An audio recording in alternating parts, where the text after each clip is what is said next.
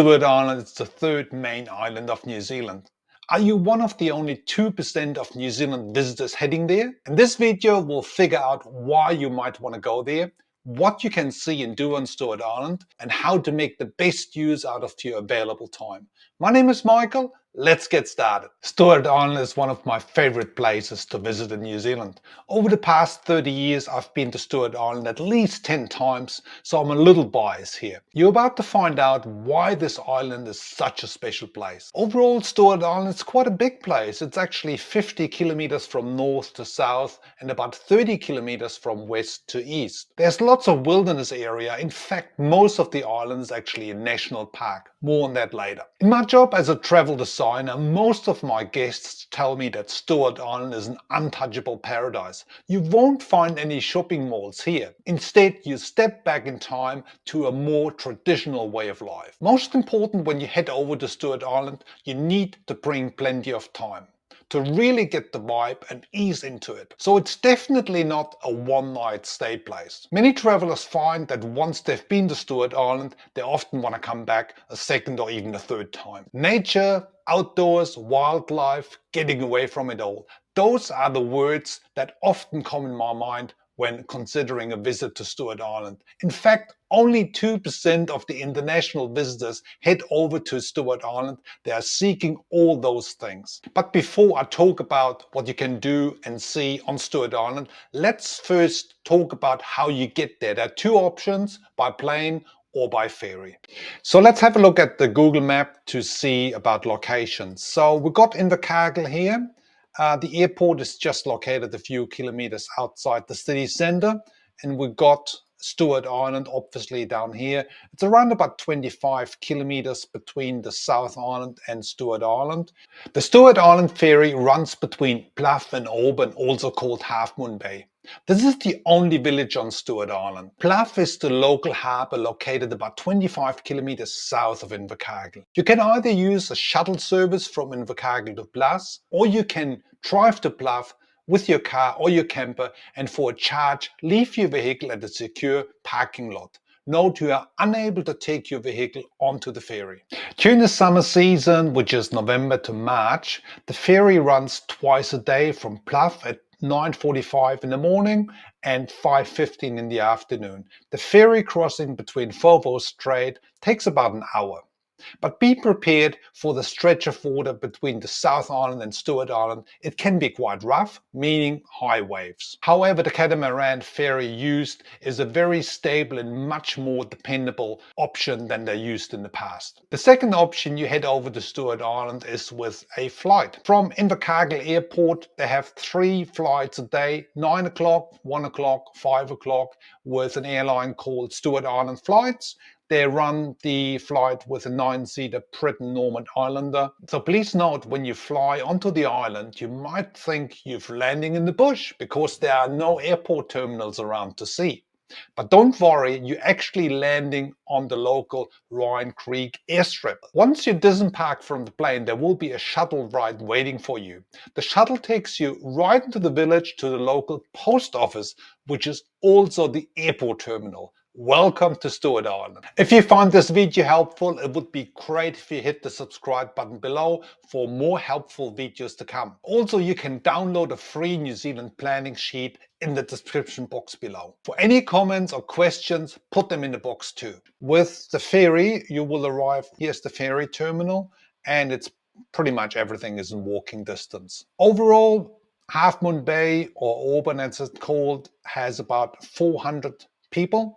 Permanent residents living here. There's one 4-square supermarket. There are a number of accommodation options. We got from backpacker, we got a boutique lodge here, we got holiday cottages. So there's quite a variety. There's also the South Sea Hotel, which is the local pub as well. So when visitors arrive either here at the ferry terminal or down here at the Stewart Airline terminal, the accommodation hosts will often pick visitors up in their car and transfer them, because some of the accommodations are located a little bit outside. There's a couple of hills you would need to walk up with your luggage, and we don't want to do that. The other way to get around the 28 kilometers of road Stewart Island has is either renting a scooter, a rental car, or even a bicycle. Can be done right here. There's actually an information center,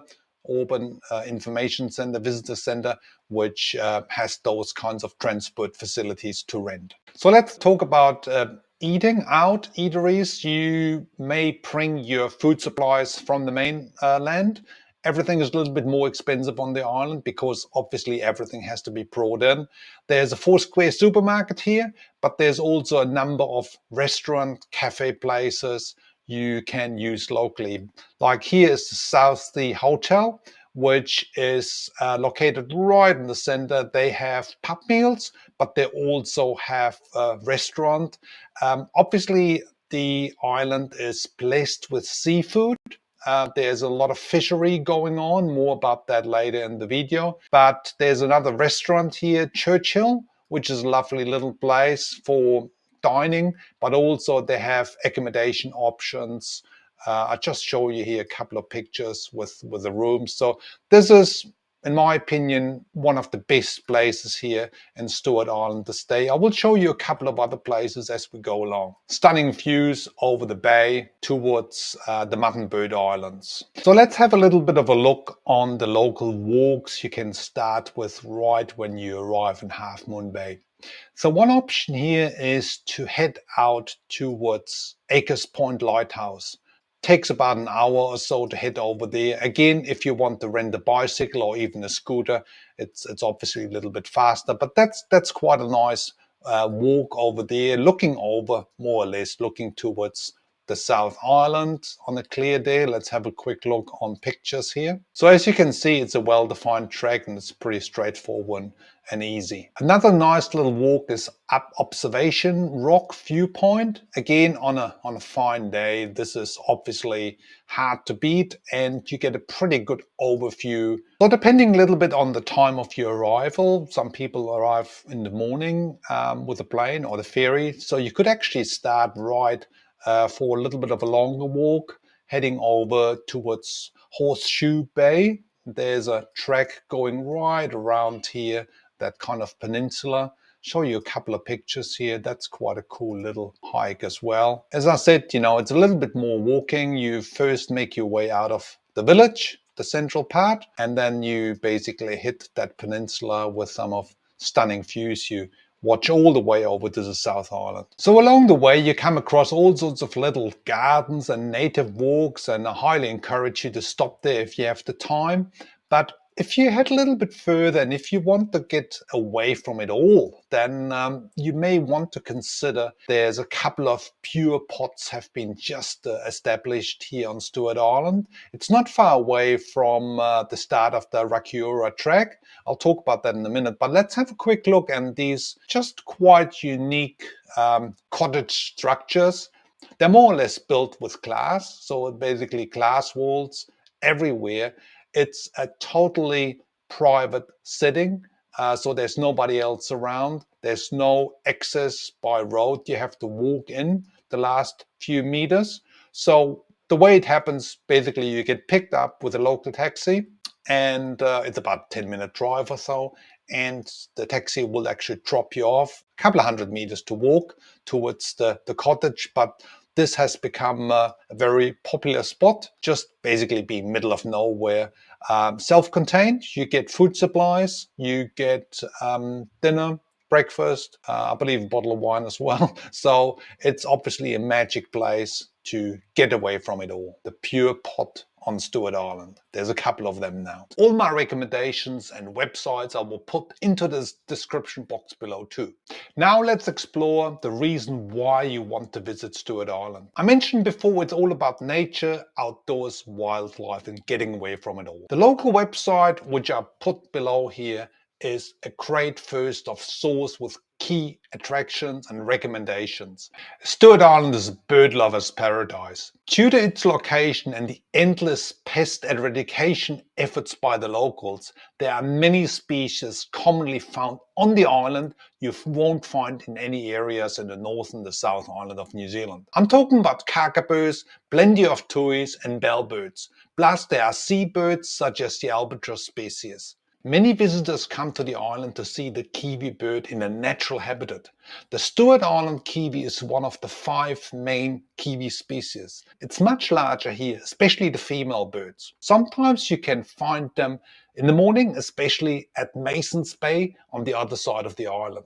More on that trip later on in this video. Here are some trips I highly recommend you to pre-book in the very popular summer season, which is November till March. If you find this video helpful, it would be fantastic if you could hit the subscribe button below for more helpful videos to come. Also, you can download my free New Zealand planning sheet in the description box below. Put any comment or questions there as well. So the key track in this area is the Rakiura track, and the Rakiura is usually a 2 to 3 day track, but if you want to do a day hike, you can easily start walking here. I'll show you some pictures.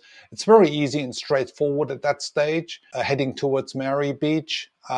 Depends a little bit on low tide, high tide. Sometimes you can walk along the beach. Sometimes you would need to use the track. That's the official start with a chain between the North and the South Island. It's a Mary mythology that the South Island is the boat and Stewart Island is the anchor stone of the South Island. So often the track would look like that. You're walking through green, lush forest with ferns and with beech forest, but also Stewart Island is well known for its muddy conditions. That can happen. Again, most of the tracks in this region, in this part of Stewart Island, are fairly good, but especially after heavy rain, there can be some mud around. You need to be aware of that. So if you're a keen hiker, you can make it in a day all up to 𝗏𝗏𝗀𝗃𝗃𝗃 and back, especially if you have a transfer right to the start from the village or if you stay in the pure pot.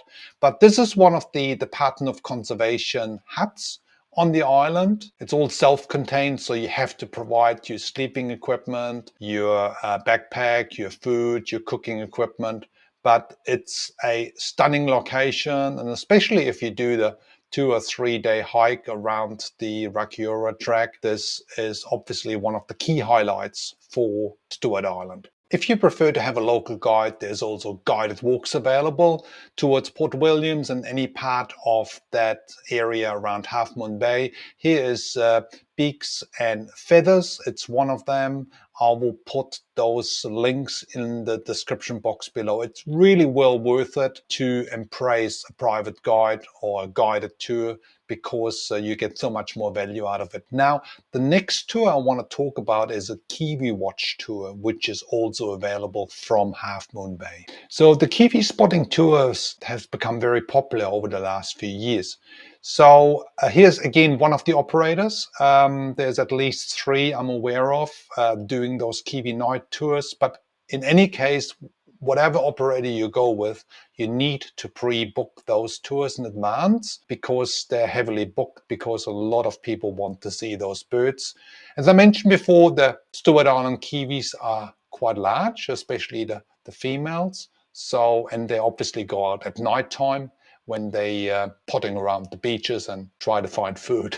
So let's have another quick overview on the hiking on Stewart Island. I can talk for hours here, but I give you a couple of other options. Some of you might want to embrace.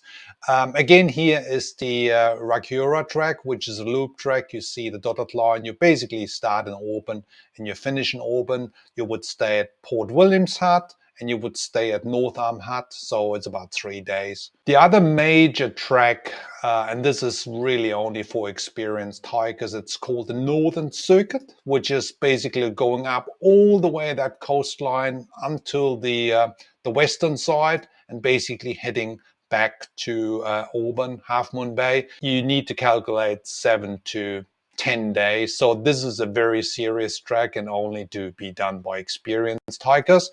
And there's also another one. It's called the Southern Circuit, which is going around here. But again, you really need to be prepared for that. Super fit because those areas are quite muddy. I want to talk about a very special trip anybody interested in hiking and nature in general can do. It's actually heading over here to Mason's Bay. It's called the Coast to Coast trip.